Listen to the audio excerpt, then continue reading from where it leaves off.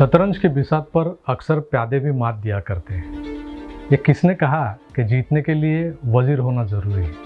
मंडळी नमस्कार, तुम्ही बुद्धिबळाचा पट पाहिलाच असेल। या पटावर 64 घरं असतात, 64 काळे पांढरे चौकोन। पुढच्या रांगेत ढाल बनवून उभे असलेले 8 काळे आणि पांढरे सैनिक, तर मागच्या रांगेत हत्ती असतो, घोडा असतो, उंट असतो, वजीर असतो आणि राजा किंवा राणी असतो। भारतात हा खेळ खेळताना बहुधा तो राजाच असतो आणि परदेशात विशेषतः इंग्लंडमध्ये, युरोपमध्ये राणी असते। हे असं का असतं, राजा का असतो, राणी का असते, हे मी आता काही सांगत बसत नाही, तुम्हालाही ते ठाऊक असेलच। त्यात काही मोठं रॉकेट सायन्स वगैरे नाही आहे। असो, मला हा बुद्धिबळाचा पट अचानक का आठवला, तर मागच्या आठवड्यात केंद्रात झालेला मंत्रिमंडळाचा विस्तार याला कारणीभूत आहे। मंत्रिमंडळ विस्ताराच्या मखमली पडद्याआड नेमकं काय घडलं, का घडलं, ते आपण आज बिहाइंड द स्क्रीनच्या या भागात समजून घेण्याचा प्रयत्न करणार आहोत। बरीच वर्ष ज्यावर चर्चा झडत होत्या, त्या बहुचर्चित केंद्रीय मंत्रिमंडळ विस्ताराच्या नाट्यावर गेल्या बुधवारी पडदा पडला। अनेक ज्येष्ठ राजकीय विश्लेषकांनी, पत्रकारांनी या एकूण घटनेचा आपापल्या परीने अन्वयार्थ लावलेला आहेच। अद्यापही अनेक टीव्ही चॅनल्सवर या विषयावरच्या चर्चा सुरूच आहेत। आपण नेहमीप्रमाणे या घटनेच्या अंतरंगात शिरून बिहाइंड द स्क्रीन काय सापडतं का ते पाहणार आहोत। मंडळी, या घटनेकडे पाहताना माझा पहिला अभिप्राय, माझी पहिली प्रतिक्रिया अशी होती, या मंत्रिमंडळ रिशफलिंगवर, एक्सपान्शनवर जर कोणाचा प्रभाव असेल, कोणाची छाप असेल, तर ती एक होती PMO म्हणजे पंतप्रधान कार्यालयाची, आणि दुसरी म्हणजे देवेंद्र फडणवीस यांची। आता तुम्ही म्हणाल, मंत्रिमंडळ विस्तार केंद्रातला म्हणजेच मोदी साहेबांचा, आणि त्यावर छाप फडणवीसांची कशी? मंडळी, हे तर मी सांगणार आहेच, त्यासाठी तुम्ही हा व्हिडिओ अगदी शेवटपर्यंत पहा। चॅनलला सबस्क्राईब केलं नसेल तर लगेच करून घ्या। व्हिडिओ आवडला तर शेअर जरूर करा।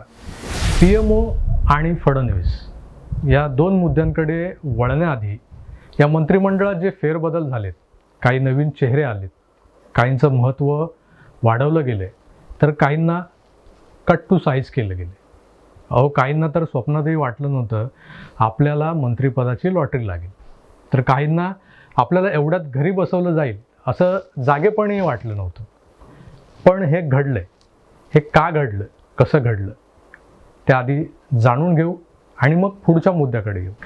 पंतप्रधान नरेंद्र मोदींच्या या नव्या मंत्रिमंडळात आता तब्बल 78 मंत्री आहेत। 2014 साली मिनिमम गव्हर्नमेंट मॅक्सिमम गव्हर्नन्स अशी घोषणा देत मोदीजींनी आपल्या मंत्रिमंडळाची साईज 50च्या आत ठेवली होती, म्हणजे 50पेक्षाही कमी मंत्री त्यांच्या मंत्रिमंडळात होते। यात झालं असं होतं त्यावेळेला की शिवसेनेचे 18 खासदार असतानाही त्यांना एकच मंत्रिपद मिळालं होतं, आणि तेही अवजड उद्योग, म्हणजे असून अडचण आणि नसून खोळंबा। मोदींना जर तक्रार केली की हे अवजड नको म्हटलं तर मोदी दुसरं काहीच देणार नाहीत। त्यापेक्षा अवजड तर अवजड, शिवसेनेने अनिच्छेने का होईना हे अवजड ओझं शिरावर घेत भाजप बरोबर आपला संसार नेटाने रेटला होता। आता हा झाला भूतकाळ। आपण वर्तमानात येऊया। वर्तमानात जर आपण पाहिलं तर माननीय पंतप्रधानांनी यावेळी 78 मंत्र्यांचं जम्बो मंत्रिमंडळ स्थापन करून आपली मिनिमम मॅक्सिममवाली जी घोषणा होती ती बासनात गुंडाळून ठेवून दिली असं वाटतंय। अतिशय मुत्सद्दीपणाने मोदी, शहा आणि त्यांच्या आधिपत्याखालच्या PMOने 2014 ते 2019 या 5 वर्षात मिनिमम गव्हर्नमेंटच्या मदतीने मॅक्सिमम गव्हर्नन्स कसा राबवला जातो हे देशालाच नाही तर अख्ख्या जगाला दाखवून दिलं होतं। मग आता असं काय झालं की मोदीजींना त्यांचंच धोरण बदलावं लागलं? विरोधकांच्या मते हा मंत्रिमंडळ विस्तार, हा फेरबदल म्हणजे सरकारचं अपयश झाकण्यासाठी चाललेली रंगसफेदी आहे। खरंच तसं आहे का? माझ्या मते जर विचार केला तर असं काहीही नाही, अगदी स्पष्टपणे नाही. आपण ज्या मंत्र्यांना डच्चू मिळाला आहे या फेरबदलामध्ये, त्यापैकी एक मंत्री, ज्येष्ठ मंत्री रविशंकर प्रसाद यांच्याबद्दल बोलूया. रविशंकर प्रसाद हे मागच्या मंत्रिमंडळातलं एक मोठं नाव होतं. त्यांच्याकडे कायदा मंत्रालय, इलेक्ट्रॉनिक्स आणि इन्फॉर्मेशन टेक्नॉलॉजी IT अशी 3 मंत्रालय, 3 खाती होती. बरं, रविशंकर प्रसाद या 3 पोर्टफोलिओचा भार सांभाळण्यात असमर्थ होते का? त्यांचा परफॉर्मन्स कुठे कमी पडला का? 100 मार्कांची परीक्षाच ठेवली असती तर माझ्या मते ते जवळजवळ 80% गुण मिळवून पास झाले असते. त्यांनी micro blogging sites, OTT platform आणि डिजिटल माध्यमांवर फास आवळण्यात कोणतीच कसर बाकी ठेवली नव्हती. त्यांनी जानेवारीत काढलेला लेटेस्ट अध्यादेश हा या गोष्टींचा पुरावा आहे. सरकारला अडचणीत आणणाऱ्या माध्यमांना साम दाम दंड भेद वापरून कसं वठणीवर आणायचं हे त्यांना चांगलंच साधलं होतं. त्यातूनच त्यांचा आणि ट्विटरचा वाद उद्भवला होता. तुम्हाला तो वाद आठवत असेलच. आणि ह्या वादातूनच ट्विटरने रविशंकर प्रसाद यांचं हँडल तासाभराकरता ब्लॉकही केलं होतं. एकतर ट्विटर म्हणजे परदेशी कंपनी. ह्या परदेशी कंपन्यांची अरेरावी सहन न करता अरेला कार्य करणाऱ्या रविशंकर प्रसादांना त्यांच्या या स्वभावामुळे बऱ्याचदा नवनव्या वादांना तोंड द्यावं लागलं. बऱ्याचदा त्यांना समाज माध्यमांवर ट्रोलही व्हावं लागलं आहे. रविशंकर प्रसाद हे भाजपच्या मागच्या जनरेशनचं प्रतिनिधित्व करणारं एक नाव. त्यांना अलीकडच्या नव्या तंत्रज्ञानाबद्दल तितकंसं माहीत असेलच असं नाही. त्यामुळे त्यांच्याकडचं कायदे मंत्रालय तसंच ठेवून बाकीची 2 म्हणजेच इलेक्ट्रॉनिक्स आणि IT ही खाती एखाद्या टेक्नोसॅवी तरुण मंत्र्याला दिली असती तरी चाललं असतं. त्यांच्या अनुभवाचा फायदा एक मंत्री म्हणून मोदींना निश्चितच झाला असता, पण त्यांना थेट डच्चू देण्यात आला. सोबत त्यांच्या खात्याचे राज्यमंत्री संजय धोत्रे यांना पण नारळ दिला गेला. तोच प्रकार डॉक्टर हर्षवर्धन यांच्या बाबतीत घडलाय. कोरोना महामारीला तोंड देताना पहिल्या लाटेत जगभरातले आरोग्यमंत्री हतबल झालेले आपण पाहिलेले आहे. अत्यंत कमी साधन सामग्री, रोगाबद्दलचं अपुरं ज्ञान, देशाची अजस्र लोकसंख्या, शहरात दाटीवाटीने प्रचंड घनतेने वाढलेली नागरी वस्ती, अशा सगळ्याच प्रतिकूल घटकांचा सामना करत डॉक्टर हर्षवर्धन यांनी सुरुवातीला केलेलं काम हे वाखाणण्याजोगं होतं. दुसऱ्या लाटेला थोपवण्यात, ऑक्सिजनचा पुरवठा करण्यात किंवा लसीकरणाचं नियोजन करण्यात ते सपशेल फसले आणि त्याचा फटका त्यांना असा बसला की ते आता घरी बसलेत, थेट होम क्वारंटाईन. डच्चू मिळालेल्या मंत्र्यांच्या यादीतलं तिसरं नाव जे उल्लेखनीय आहे ते मी घेईन रमेश पोखरियाल निशंक यांचं. हे केंद्रीय शिक्षण मंत्री होते. 2020मध्ये केंद्राने नवं शैक्षणिक धोरण जाहीर केलं. मोदी सरकारच्या अतिशय उल्लेखनीय आणि प्रशंसनीय कामांपैकी एक असं या न्यू एज्युकेशन पॉलिसीबद्दल बोललं जातं. समाजातील प्रत्येक स्तरांमधून या नव्या धोरणाचं कौतुक झालं. मी सुद्धा हे नवं शैक्षणिक धोरण नेमकं कसं असेल यावर स्कूल चले हम या शीर्षकाचे 2 व्हिडिओ तयार केले होते. चॅनेलवर आहेत, तुम्ही पाहू शकता. म्हणजे निशंक यांचं जे काम होतं ते तसं समाधानकारकच होतं, तरीही त्यांना मंत्रिमंडळातून वगळण्यात आलं. मी बाकीचे जे डच्चू मिळालेले मंत्री आहेत, जावडेकर, बाबुल सुप्रियो, सदानंद गौडा, थावरचंद गेहलोत यांच्या कामगिरीबद्दल फारसं काही बोलणार नाही, कारण त्यांना वगळलं त्यामागे जी कारणं आहेत ती थोड्याफार फरकाने सगळ्यांनाच माहीत आहेत. जावडेकरांनी 70 गाठली आहे, तर बाबुल सुप्रियो हा मागच्या वेळी मोदी लाटेत जिंकलेला एक गायक, नट, स्टार आहे. बंगाल निवडणुकीत तो दीदींसमोर उघडा पडला आणि त्याला नारळ मिळाला. काहींना नारळ तर काहींना आहेर असं एकंदर या मंत्रिमंडळ विस्ताराचं वर्णन करता येईल. असं हे वर्णन करत असतानाच आपण पाहिलं की काहींना अचानक लॉटरी लागली, काहींना नारळ मिळाला, तर काहींना शॉक ट्रीटमेंट मिळाली. आपले दाजी म्हणजे रावसाहेब दानवेंचा राजीनामा हे सतत बुधवारी सगळ्या TV चॅनलवर हेडिंग दिसत होतं. दानवेंनी स्वतः राजीनामा दिला होता की नाही देव जाणे, पण दानवेंचा राजीनामा हे असं हेडिंग प्रत्येक न्यूज चॅनल बुधवारी आपल्या चॅनलवर झळकवत होते. असं घडल्यानंतरही संध्याकाळी हे महाशय शपथविधीला हजर. वर यांना पोर्टफोलिओ पण काय मिळालं तर रेल्वे राज्यमंत्री. म्हणजे दानवेंच्या बाबतीत पाचो उंगलिया घी में और सर कढाई में असंच म्हणावं लागेल. दुसरे आपले शीघ्र कवी रामदास आठवले, ते आहेत तिथंच आहेत. त्यांना मोदी साहेबांनी अजिबात हात लावलेला नाही आहे. खरं तर आठवले हे आहेत दलितांचे नेते, पण ते मागच्या 6-7 वर्षात सतत भाजपा नावाच्या पक्षाचा अजेंडा राबवताना दिसतात. दलित चळवळीचा त्यांना चक्क विसर पडलेला आहे असं म्हटलं तर वावगं ठरू नये. त्यांचा आता फक्त भाजपात जाहीर प्रवेश बाकी आहे, नाहीतर ते अंतर्बाह्य मोदीमय झालेले आहेत. असो, त्यांचं मोदीमय होणं यात काही गैर नाही आहे, कारण देशाला स्थिर आणि मजबूत नेतृत्व देणाऱ्या पंतप्रधानांच्या पाठीशी उभं राहणं यात गैर असं काहीच नाही आहे. या नव्या मंत्रिमंडळ फेरबदलावर पीएमओ अर्थात पंतप्रधान नरेंद्र मोदी आणि गृहमंत्री अमित शहा यांचा प्रभाव स्पष्टपणे जाणवतो.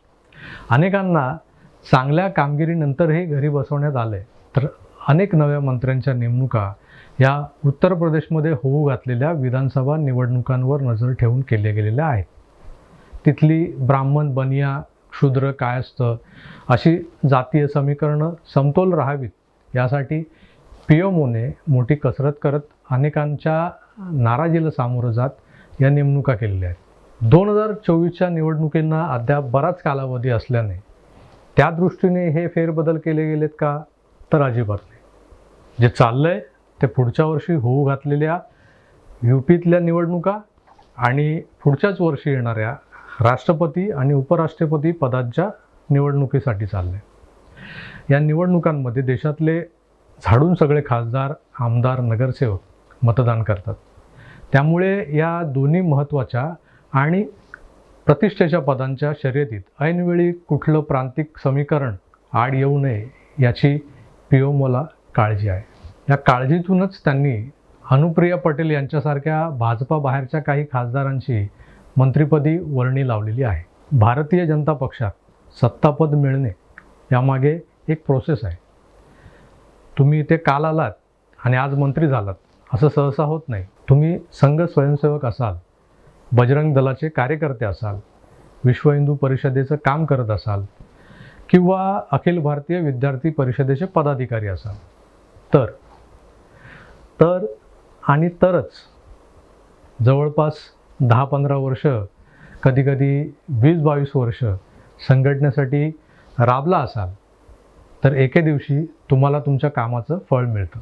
तुम्हाला निवडणुकीचं तिकीट मिळतं. तुम्ही ऑलरेडी एक लोकप्रतिनिधी असाल तर अधिकारपद मिळतं, मंत्रिपद मिळतं. दुसऱ्या पक्षातून भाजपात प्रवेश करणाऱ्याला असं ताबडतोब काही मिळेल याची शाश्वती यापूर्वी तरी भाजपात नसायची. एक शिस्तबद्ध पक्ष म्हणून भाजपाने हा शिरस्ता कायम राखला होता. कारण आता नाही आहे. मी असं का म्हणतोय, कारण आज तो दंडक भारतीय जनता पक्षाने स्वतःच शिथिल केला आहे. त्यामुळे आज भाजपाकडे काहीतरी मिळेल या आशेने येणाऱ्या नेत्यांची संख्या वाढली. जनाधार असेल तर त्या नेत्यांना आज भाजपात पायघड्या घातल्या जात आहेत असं जरी नसलं तरी केंद्रात मोदीजी आणि राज्यात देवेंद्रजी अतिशय नियोजनपूर्वक उभरतं राजकीय नेतृत्व भारतीय जनता पक्षात आणण्याचा कार्यक्रम राबवताना दिसतात. कालचा मंत्रिमंडळ विस्तार हा सुद्धा याच मोहिमेचा एक भाग होता. केंद्रात पीएमओने देशव्यापी हिताचा विचार करत काही नावांना सामावून घेतलंय, तर दुसरीकडे महाराष्ट्राच्या भाजपा नेतृत्वाच्या म्हणजे देवेंद्र फडणवीस यांच्या ज्या शिफारशी होत्या त्या शिफारशींना मान देत त्यांनी सुचवलेल्या नावांना थेट मंत्रिमंडळात सामील करून घेतलं गेलं. या 4 मंत्र्यांपैकी नारायण राणे यांच्यावर बरंच काही बोलून ऐकून झालेलं असेलच, म्हणजे झालेलं आहेच. बाकी कपिल पाटील, भारती पवार आणि भागवत कराड यांच्याबद्दल बोलताना या तिघांनाही एका विशिष्ट जाती जमातींचं किंवा भूप्रदेशाचं राजकारण आणि तिथली समीकरणं ही कशी जुळवता येतील या दृष्टिकोनातून देवेंद्रजींनी त्यांना निवडलेलं आहे हे स्पष्ट आहे. कल्याण, ठाणे, रायगड, पेण, पनवेल, उरण हा जो काही भाग आहे मुंबई उपनगराच्या जवळ, मुंबई महानगर प्रदेश असं ज्याला म्हणतो आपण, हा जो काही भाग आहे या भागात काही ठिकाणी शिवसेना आजही स्ट्रॉंग आहे. काही ठिकाणी शेतकरी कामगार पक्ष, काही ठिकाणी राष्ट्रवादी काँग्रेस असं या पक्षांचं वर्चस्व आहे. हे वर्चस्व संपवून त्या ठिकाणी भारतीय जनता पक्षाला प्रस्थापित करण्यासाठी एक मोहीम देवेंद्र फडणवीस राबवत आहेत असं मला वाटतं. ही मोहीम त्यांनी हाती घेतली आहे आणि या मोहिमेत त्यांना आजवर रामशेठ ठाकूर यांचे चिरंजीव प्रशांत ठाकूर मदत करत होते.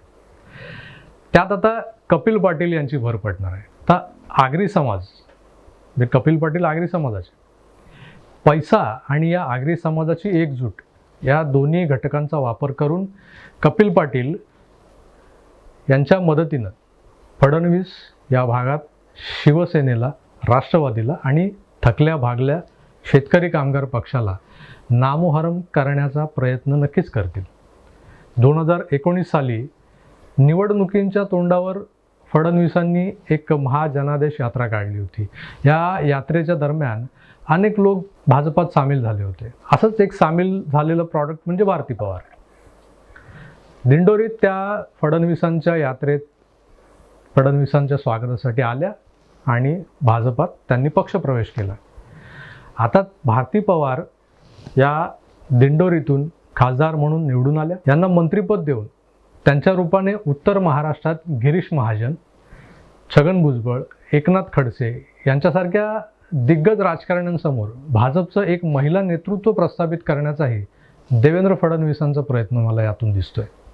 आता आपण भागवत कराड यांच्याबद्दल बोलू. भागवत कराड हे वंजारी समाजातले.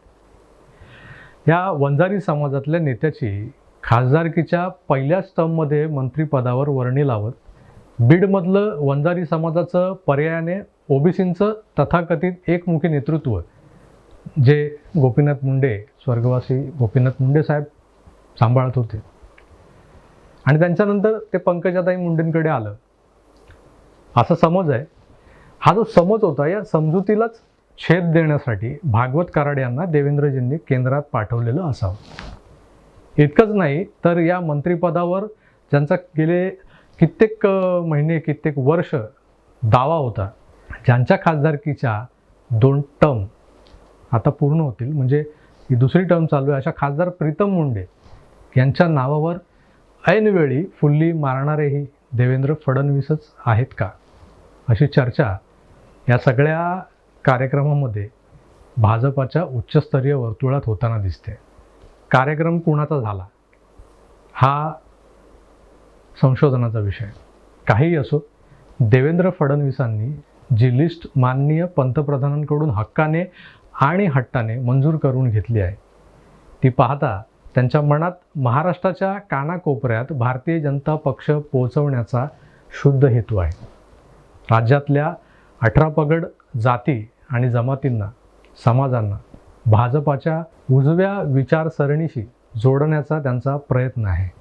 या काटशहाच्या राजकारणात एक मात्र खरं, मुंडे असो वा फडणवीस, महाराष्ट्रातल्या ओबीसी समाजाचं नेतृत्व कोण करू शकतो, या समाजाला कोणता पक्ष न्यायोचित सन्मान मिळवू देऊ शकतो, असा प्रश्न जर उभा राहिला तर त्याचं उत्तर आजच्या घडीला भारतीय जनता पक्ष हेच आहे. फडणवीसांच्या या जीव तोडून चाललेल्या पक्षकार्यावर दिल्लीतल्या पीएमओचं सुद्धा तेवढंच बारीक लक्ष असल्याने त्यांनी पाठवलेल्या लिस्टला प्राधान्य देत महत्त्वही दिलं गेलं आहे. हे सुद्धा या कालच्या मंत्रिमंडळ विस्ताराने स्पष्ट झाले. एकंदर यावरून वजीर आणि राजा यांच्या पुढे उभे असणारी सैनिकांची एक फळी उभी करण्यात दिल्लीत पीएमओ आणि राज्यात देवेंद्रजी यशस्वी ठरलेत असं नक्कीच म्हणता येईल. तसं पाहायला गेलं तर या मंत्रिमंडळ फेरबदलात नारी शक्ती, युवा शक्ती आणि ज्येष्ठांचा अनुभव अशा तिहेरी शक्तींची सांगड घालण्याचा पंतप्रधानांचा प्रयत्न स्पष्ट दिसतोय. पण या तरुण मंत्र्यांना प्रत्यक्षात काम करताना किती स्वातंत्र्य मिळेल या तरुण मंत्र्यांना प्रत्यक्षात काम करताना किती स्वातंत्र्य मिळेल, हा पडद्याआडचा दुसरा प्रश्न. यापूर्वीही देशाच्या राजकारणात पंतप्रधान कार्यालयाचा हस्तक्षेप होत आलेलाच आहे. नाही असं नाही. मनमोहन सिंगाच्या काळात म्हणाल तर 10 जनपद हे दुसरं PMO होतं आणि हे जगजाहीर होतं. तो काळ वेगळा होता. सध्याचं PMO हे भारतातलं आजवरचं सर्वात शक्तिशाली आणि प्रभावशाली PMO आहे. कारण तिथे मोदीजी आणि अमित शहा आहेत. तेच राजा आणि तेच वजीर आहेत. त्यामुळे आता आपण फक्त पाहायचं की ही नवनियुक्त प्यादी फक्त एक एक घर पुढे सरकत जाणार की वाकडी चाल करून वारही करणार. आम्ही लक्ष ठेवून आहोतच. तुम्हीही लक्ष ठेवा. आजच्या बिहाइंड द स्क्रीनमध्ये इथेच थांबतो. पुन्हा भेटूच. तोवर धन्यवाद. नमस्कार.